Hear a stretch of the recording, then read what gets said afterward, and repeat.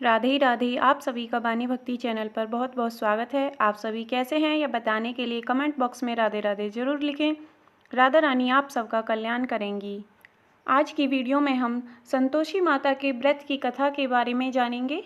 एक समय की बात है, एक बुढ़िया थी जिसके 7 बेटे थे। उनमें से 6 कमाते थे और एक न कमाने वाला था। वह बुढ़िया उन 6 बेटों को अच्छे से खाना बनाकर खिलाती थी और 7वें बेटे को बचा कुचा झूठन खिलाती थी, परंतु वह भोला भाला अपने मन में कोई विचार नहीं करता था। और एक दिन वह अपनी पत्नी से बोला, देखो मेरी माता को मुझसे कितना प्रेम करती है। उसने कहा, वह तुम्हें सभी की झूठन खिलाती है, फिर भी तुम ऐसा कहते हो। चाहे तो तुम समय आने पर देख सकते हो। एक दिन बहुत बड़ा त्योहार आया। बुढ़िया ने बहुत अच्छे अच्छे भोजन बनाए और अपने 6 बेटों को भोजन करा दिया। फिर जो उनकी झूठन बची उसको इकट्ठा करके अपने 7वें बेटे के लिए रख दिया और उसे आवाज़ लगाकर कहा, लेकिन वो 7वां बेटा दूर से ही वह सब देख रहा था। उसने आकर कहा, माँ आप मुझे इन सब का झूठन क्यों खिलाती हो? मैं भोजन नहीं करूँगा और मैं परदेश जा रहा हूँ। माँ ने कहा, कल जाता है तो आज ही चला जा। वह घर से निकल गया और चलते समय उसे अपनी पत्नी की याद आई। वह उसके पास जाकर बोला, मैं विदेश जा रहा हूँ और कुछ समय के बाद लौटूंगा। तुम यहाँ संतोष से रहना और अपने धर्म का पालन करना। उसकी पत्नी बोली, आप जा रहे हो तो निशानी के तौर पर मुझे कुछ देते जाओ। उसके पति ने कहा, मेरे पास अभी कुछ नहीं है और यह एक अंगूठी है जो मैं तुम्हें निशानी के तौर पर देके जा रहा हूँ। चलते हुए वह एक दूर देश में पहुंच गया। वह एक व्यापारी की दुकान पर जाकर बोला, भाई मुझे नौकरी पर रख लो। व्यापारी को नौकर की ज़रूरत थी। वह बोला, तनख्वाह मैं आपका काम देखकर ही दूंगा, तुम रह जाओ। वह सुबह 7 बजे से 12 बजे तक नौकरी करने लगा। थोड़े ही दिनों में उसने सारा लेन देन और हिसाब किताब करने का सारा काम भी खुद ही संभाल लिया। सेठ ने उसे 2-3 महीने में ही आधे मुनाफे का हिस्सेदार बना दिया और 12 वर्ष में वह एक नामी सेठ बन गया और उसका मालिक उसके भरोसे काम छोड़कर कहीं बाहर चला गया। उधर उसकी पत्नी को सास और उसकी जेठानियां बड़ा कष्ट देने लगी। वे उसे लकड़ी लेने जंगल में भेजती, भूसे की रोटी देती, फूटे नारियल में पानी देती और बड़े कष्ट से जीवन बिताती थी। एक दिन जब वह लकड़ी लेने जा रही थी तो रास्ते में उसने कई औरतों को व्रत करते देखा। वह पूछने लगी, बहनों यह किसका व्रत है, कैसे करते हैं और इससे क्या फल मिलता है? तो एक स्त्री बोली, यह संतोषी माता का व्रत है, इसके करने से मनोवांछित फल मिलता है। इससे गरीबी, मन की चिंताएं, राज के मुकदमे, कलह, रोग नष्ट दूर होते हैं, संतान सुख, धन, प्रसन्नता, शांति, मनपसंद वर मिलता है। वह बाहर गए हुए पति के दर्शन होते हैं। उसने उनसे उस व्रत की विधि पूछी। उसने रास्ते में सारी लकड़ियां बेच दी। वह गुड़ और चना ले लिया। उसने व्रत करने की तैयारी की। उसने सामने एक मंदिर देखा तो पूछने लगी, यह मंदिर किसका है? वह कहने लगी, यह संतोषी माता का मंदिर है। वह मंदिर में गई और माता के चरणों में लौटने लगी। वह दुखी होकर विनती करने लगी, माँ मैं अज्ञानी हूँ और मैं बहुत दुखी हूँ, मैं तुम्हारी शरण में हूँ, मेरा दुख दूर करो। माता को दया आ गई और एक शुक्रवार को उसके पति का पत्र आया और अगले शुक्रवार को पति का भेजा हुआ धन मिला। अब तो जेठ जेठानी और सास ताना मारने लगी, अब तो इसकी खातिर बढ़ेगी और यह बुलाने पर भी नहीं बोलेगी। वह बोली, पत्र और धन आने से सभी को अच्छा है। उसकी आंखों में आंसू आ गए। वह मंदिर गई और माता के चरणों में गिरकर बोली, हे माँ, मैंने तुमसे पैसा कब मांगा था? मुझे तो अपना सुहाग चाहिए। मैं तो अपने स्वामी के दर्शन और सेवा करना चाहती हूँ। तब माता ने प्रसन्न होकर कहा, जा बेटी, तेरा पति आएगा। वह प्रसन्नता से घर गई और घर का काम काज करने लगी। उधर संतोषी माता ने उसके पति को स्वप्न में घर जाने और पत्नी की याद दिलाई। उसने कहा, मैं कैसे जाऊं? परदेश की बात है, लेन देन का कोई हिसाब नहीं है। माँ ने कहा, मेरी बात मानकर सवेरे नहा धोकर मेरा नाम लेकर घी का दीपक जलाकर दुकान पर बैठना, देखते ही देखते तेरा सारा लेन देन साफ हो जाएगा और धन का ढेर लग जाएगा। सवेरे उसने वैसा ही किया जैसा माता ने कहा था और जाकर दुकान पर बैठ गया।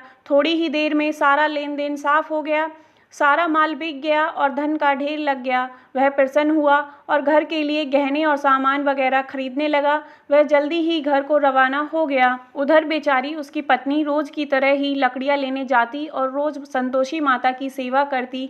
उसने माता से पूछा, हे माँ, यह धूल कैसी उड़ रही है? माता ने कहा, तेरा पति आ रहा है, तू लकड़ियों के 3 बोझ बना ले। एक नदी के किनारे रख, एक यहाँ रख और तीसरा अपने सिर पर रख ले। तेरे पति के दिल में उस लकड़ी के गट्टे को देखकर मोह पैदा होगा और जब वह यहाँ रुक कर नाश्ता पानी करके घर जाएगा तब तू लकड़ियाँ उठाकर घर जाना और चौक के बीच में गट्ठर रखकर जोर जोर से 3 आवाज़ें लगाना, सासू जी, लकड़ियों का गट्टा ले आई हूँ, भूसे की रोटी दो, नारियल के खोपड़े में पानी दो, आज मेहमान कौन आया है। उसने माँ के चरण छुए और उनके कहे अनुसार सारा कार्य किया। वह लकड़ियाँ लेकर घर गई और चौक में डालकर कहने लगी, सासू जी, लकड़ियों का गट्ठर लो, भूसे की रोटी दो, नारियल के खोपड़े में पानी दो, आज मेहमान कौन आया है। यह सुनकर सास बाहर आकर कहने लगी, तेरा पति आया है, आ मीठा भात खा, भोजन कर और गहने कपड़े पहन। अपनी माँ के ऐसे वचन सुनकर उसका पति बाहर आया और अपनी पत्नी के हाथ में अंगूठी देखकर व्याकुल हो उठा। उसने पूछा, यह कौन है? माँ ने कहा, तेरी बहू है, आज 12 बरस हो गए हैं, यह दिन भर घूमती फिरती है, काम काज करती नहीं, तुझे देखकर नखरे करती है। वह बोला, ठीक है, मैंने तुझे और इसे देख लिया, अब मुझे दूसरे घर की चाबी दे दो, मैं उसमें रहूँगा। उसने अपना सारा सामान एक कमरे में रख दिया और एक ही दिन में वे राजा के समान ठाट बाट वाले बन गए। इतने में अगला शुक्रवार आया। बहू ने अपने पति से कहा, मुझे संतोषी माता के व्रत का उद्यापन करना है। वह बोला, बहुत अच्छा, यह तो खुशी की बात है, कर लो। जल्दी ही उद्यापन की तैयारी करने लगी। उसने जेठ के लड़कों को जीमने के लिए कहा, उन्होंने मान लिया। पीछे से जेठानियों ने अपने लड़कों को सिखाया, तुम खटाई मांगना जिससे उसका उद्यापन पूरा न हो। लड़कों ने जीम कर खटाई मांगी। बहू कहने लगी, भाई, खटाई किसी को नहीं दी जाएगी, यह तो संतोषी माता का प्रसाद है। लड़के खड़े हो गए और बोले, पैसा लाओ। वह भोली कुछ न समझ सकी और उनके भेद भी न जान सकी। उसने पैसे दे दिए और वे इमली की खटाई मांगकर खाने लगे। उस पर माता ने रोष किया। राजा के दूत उसके पति को पकड़कर ले गए। वह बेचारी बड़ी दुखी हुई और रोती हुई माता जी के मंदिर में गई। उनके चरणों में गिरकर कहने लगी, हे माता, यह क्या किया? हंसाकर अब तू मुझे क्यों रुलाने लगी? माता बोली, पुत्री, मुझे दुख है कि तुमने अभिमान करके मेरा व्रत तोड़ा है। और वह इतनी जल्दी सब बातें भुला दी। वह कहने लगी, माता, मेरा कोई अपराध नहीं है, मुझे तो लड़कों ने भूल में डाल दिया था, मैंने भूल से उन्हें पैसे दे दिए। माँ, मुझे क्षमा करो, मैं दोबारा तुम्हारा उद्यापन करूँगी। माता बोली, जा, तेरा पति रास्ते में आता हुआ ही मिलेगा। उसे रास्ते में उसका पति मिला। उसके पूछने पर वह बोला, राजा ने मुझे बुलाया था, मैं उनसे मिलने गया था। वे फिर घर चले गए। कुछ ही दिन बाद फिर शुक्रवार आया। वह दोबारा पति की आज्ञा से उद्यापन करने लगी। उसने फिर से जेठ के लड़कों को बुलावा दिया। जेठानियों ने फिर से वही बात सिखा दी। लड़के भोजन की बात पर फिर खटाई मांगने लगे। उसने कहा, खटाई कुछ नहीं मिलेगी, आना हो तो आओ। यह कहकर वह ब्राह्मणों के लड़के को लेकर भोजन कराने लगी। यथाशक्ति उसने उन्हें दक्षिणा दी। संतोषी माता उस पर बड़ी प्रसन्न हुई। माता की कृपा से 9वें मास उसके यहाँ एक चंद्रमा के समान सुंदर पुत्र हुआ। अपने पुत्र को लेकर वह रोजाना मंदिर जाने लगी। एक दिन संतोषी माता ने सोचा, यह रोज यहाँ आती है, आज मैं इसके घर चलूं। यह सोचकर उसने एक भयानक रूप बनाया। गुड़ व चने से सना हुआ मुख, उसके ऊपर सूंड के समान होठ, जिन पर मक्खियां भिनभिना रही थी। इसी सूरत में वह उसके घर गई और देहली में पांव रखते ही उसकी सास बोली, देखो कौन डाहिन आ रही है, इसे भगाओ, नहीं तो किसी को खा जाएगी।